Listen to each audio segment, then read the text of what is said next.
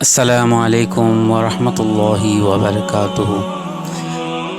সুপ্রিয় বন্ধুগণ, আজকে আমি আলোচনা করব দাজ্জালের ফিতনা থেকে কিভাবে বাঁচবেন এবং দাজ্জালের আগমন, দাজ্জালের ফিতনাগুলো কি কি এবং তা থেকে বাঁচার উপায় কি কি এবং আমার নবী সাল্লাল্লাহু আলাইহি ওয়াসাল্লাম কি কি বলে গেছেন, সব কিছু আমি ধারাবাহিকভাবে 7 থেকে 8টি পর্বের মাধ্যমে আপনাদের সঙ্গে তুলে ধরব।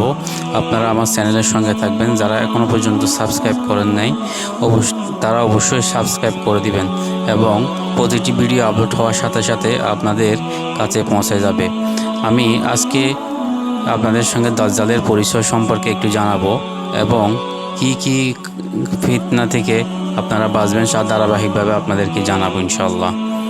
আখেরি জামানায় কিয়ামতের নিকটবর্তী সময়ে মৃত্যুক দাজ্জালের আবির্ভাব ঘটবে। দাজ্জালের আগমন কিয়ামতের নিকটবর্তী হওয়ার সবচেয়ে বড় আলামত।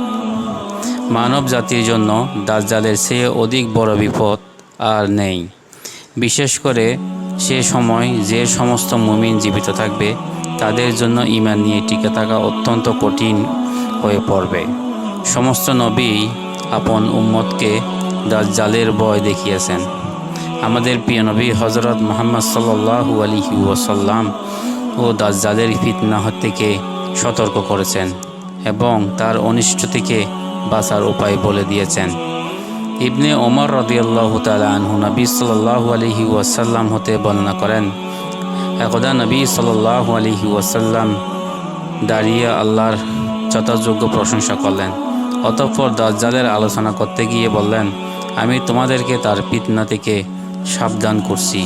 সকল নবী তাদের উম্মতকে দাজ্জালের ভয় দেখিয়েছেন, কিন্তু আমি তোমাদেরকে এবং তোমাদের কাছে দাজ্জালের একটি পরিচয় কথা বলবো, যেটি অন্য কোনো নবীর উম্মতদেরকে বলা হয় নাই।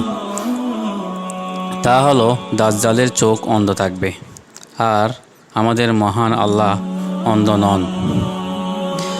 নওয়াজ বিন সামআন রাদিয়াল্লাহু তাআলা আনহু বলেন, একদা রাসূল সাল্লাল্লাহু আলাইহি ওয়াসাল্লাম সকালবেলা আমাদের কাছে দাজ্জালের বর্ণনা করলেন। তিনি তার ফিতনাকে খুব বড় করে তুলে ধরলেন। বর্ণনা শুনে আমরা মনে করলাম নিকটস্থ খেজুরের বাগানের পাশেই সে হয়তো অবস্থান করছে। আমরা রাসূল সাল্লাল্লাহু আলাইহি ওয়াসাল্লামের নিকট থেকে চলে গেলাম। কিছুক্ষণ পর আমরা আবার তার কাছে গেলাম।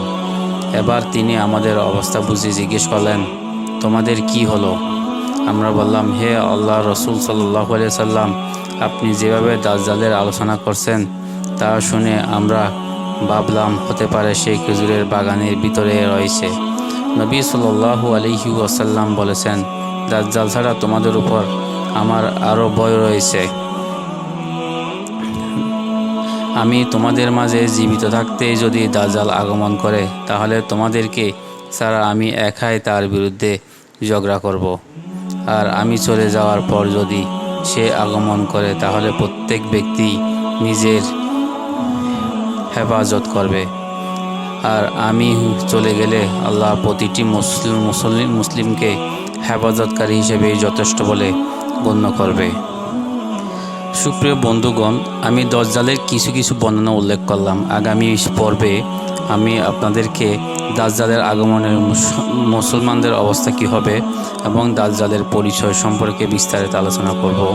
এবং যদি আমার এই ভিডিওটি শুনে আপনাদের মনে হয় আগামী ভিডিওগুলো আপনাদের জানা অনেক জরুরি, তাহলে আমার চ্যানেলটি অবশ্যই সাবস্ক্রাইব করে রাখবেন।